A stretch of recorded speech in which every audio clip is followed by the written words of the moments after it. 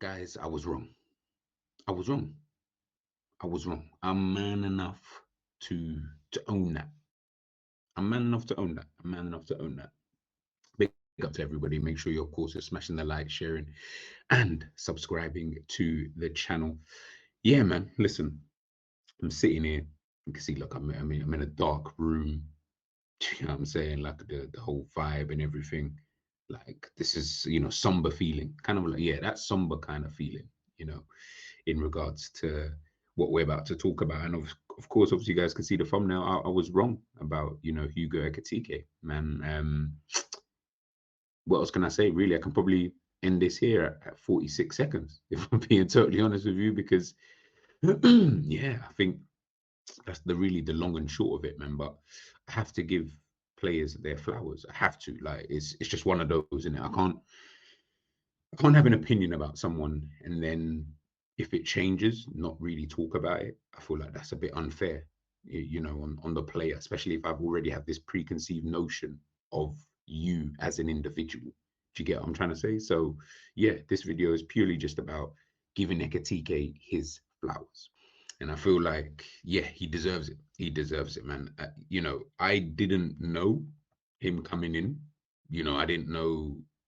When I say I didn't know him, like obviously I'd watched him at Frankfurt. The worst thing about it is, yeah, when he was at when he was in France, not in PSG, when he moved to who was it? I think it was Stade Reims or however you however you kind of pronounce it. Yeah, when he was at them, I think that's when Balogun was it Balogun? Remember Balogun from Arsenal? I think he was there around about the same time. And I remember thinking to myself, yeah, Balogun was on job. Do you know what I mean? He was scoring goals, he was doing his thing. There was talk about him potentially coming into the England setup, and then I think he chose the USA. And yeah, there was all of that. I'm sure they were there in and around the same time. I could be wrong.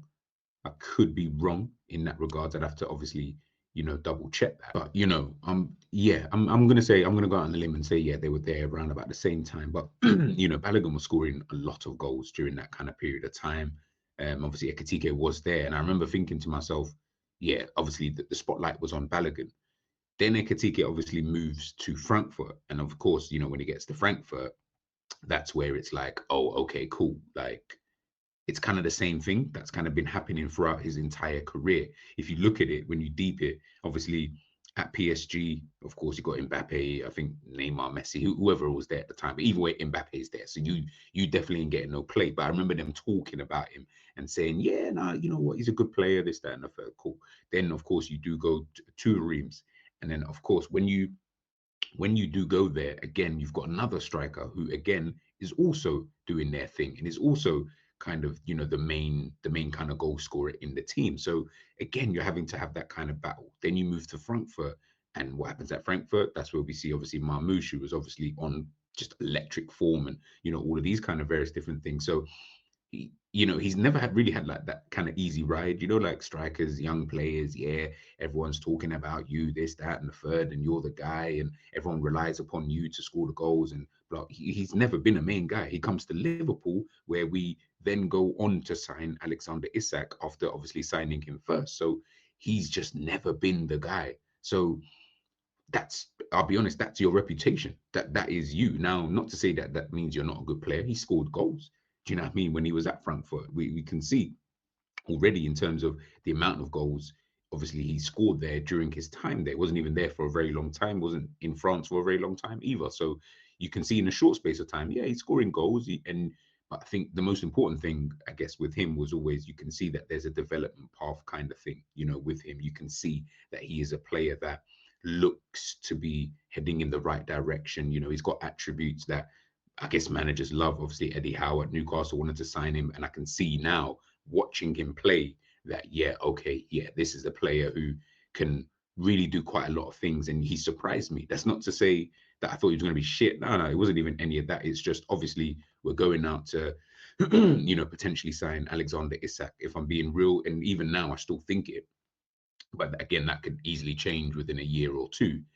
Isak is Isak. We've seen Isak for the last 3 seasons. We've seen his development. We've seen what he can do in the Premier League. Now, When I'm talking about the player, I'm saying how they're going to fare. How are they going to fare in the Premier League? Not so much them in general. Some players, it doesn't really matter. You just know they're going to bang. Like a Haaland, for example, it didn't matter that he came to the Premier League. You just knew he was going to score goals and etc. But Isak, we'd seen that.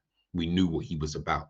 Ekitike, like I said, as I told you guys, in France, in Germany, and then coming to England, at no point has he been a main Don Dada. So he's never been seen as the guy that we need to rely upon.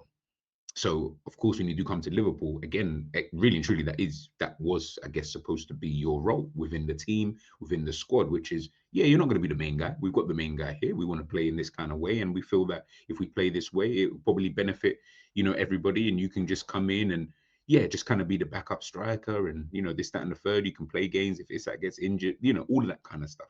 But I mean, since joining the football club, I'm looking at him playing and obviously all the good stuff in regards to him. I think he's got 6 goals in all competitions. I think he's played about 12 games. So basically a goal every other game. I think he's got an assist or 2 thrown in there as well. But when I'm thinking about him as a player, that's what I'm most impressed at. Even the goal that he scored, the other day for Frankfurt against Frankfurt, obviously his old team and stuff like that. Even when I saw the goal, it was like, what I liked about it wasn't even the goal. The goal itself was quite basic. It was a basic ball through the middle. He ran onto it, blah, blah, blah. It wasn't anything special. So I'm not going to hype it up in that kind of way. What I will hype up, though, is that I had a feeling of inevitability. I had that feeling. And that's always a good feeling to have about a striker, of course. Now, only the top strikers in world football kind of have that. The Haalands, the Mbappes, the Harry Kanes and stuff like that. They're the type of individuals that you kind of just you almost look away when they score, which is weird, isn't it? Like you almost just kind of look away because in your head you're like, yeah, he's gonna score. I don't have to worry about this or worry about that. He should be scoring anyway in these type of situations. That's exactly what I thought. When he scored against Frankfurt was when he was through on goal. Yeah, he'll score. I don't need to.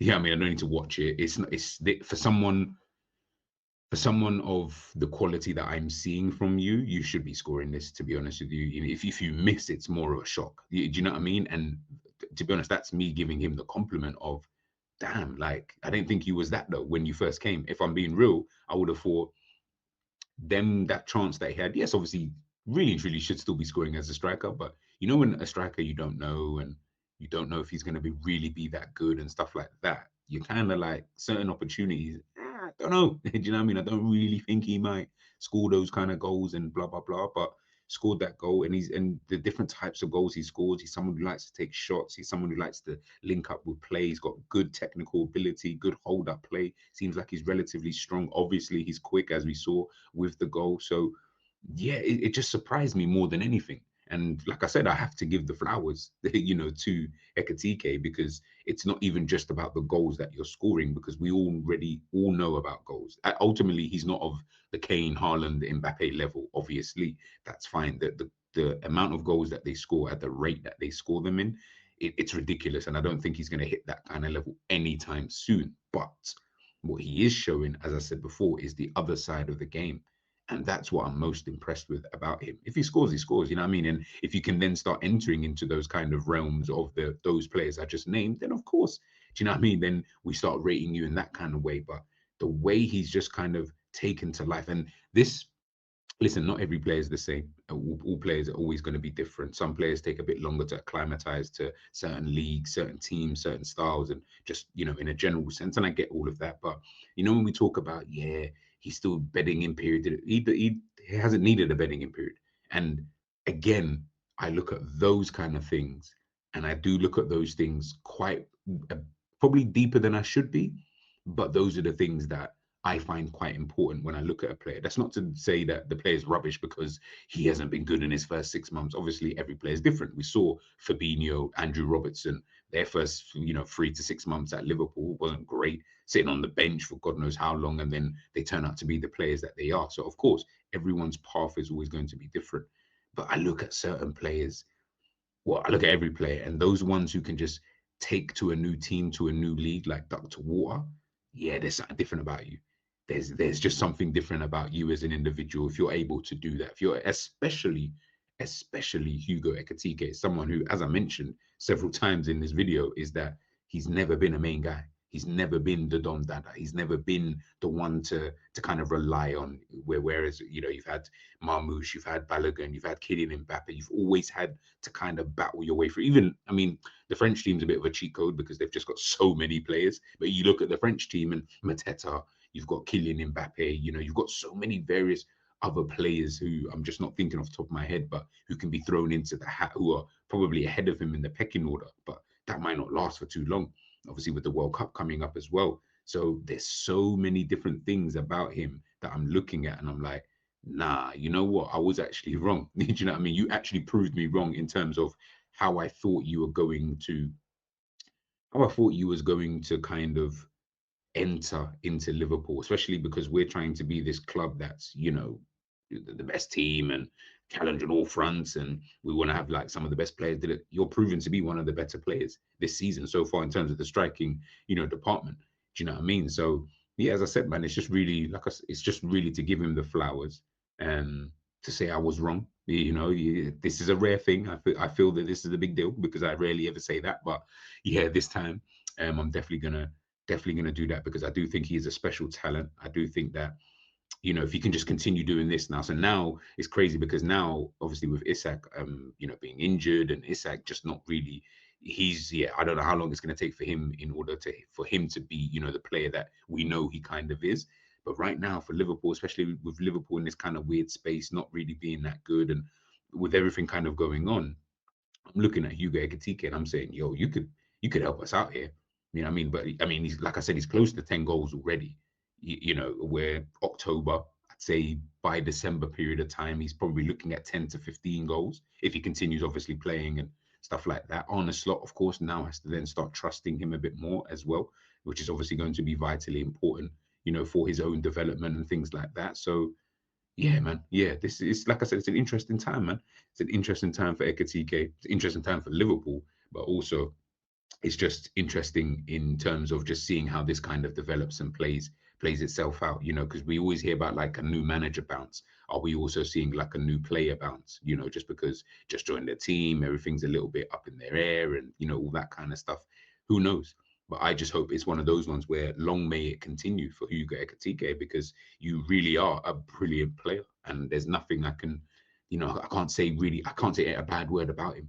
Now I'm looking at him and I'm like, if I'm being honest, you got to be one of the first names on the team sheet, especially if Liverpool are trying to get back to, a better playing style and better kind of position in terms of, better form. He's got to be one of the first names on that sheet. So let's wait and see. Let's wait and see, man. But like I said, big up to Hugo Ekitike. Keep doing your thing. I'm impressed. I'm definitely impressed. You've definitely been one of the players this season in the Premier League that I've looked at and thought, yeah, he's decent. He really is decent. So let's wait and see. Let's wait and see. But let me know your thoughts in the comment section, people, in regards to Ekitike. How has he been for you? You know what I mean? Like how have you liked him, since coming here? And I'd love to know what your thoughts were prior to him coming to Liverpool and if you thought he was going to do as well as he's obviously done, thus far for Liverpool. And as I said, just long may it continue. Long may it continue, man. But guys, make sure you smash a like, share, and subscribe to the channel. And I'll catch you guys real soon. Peace.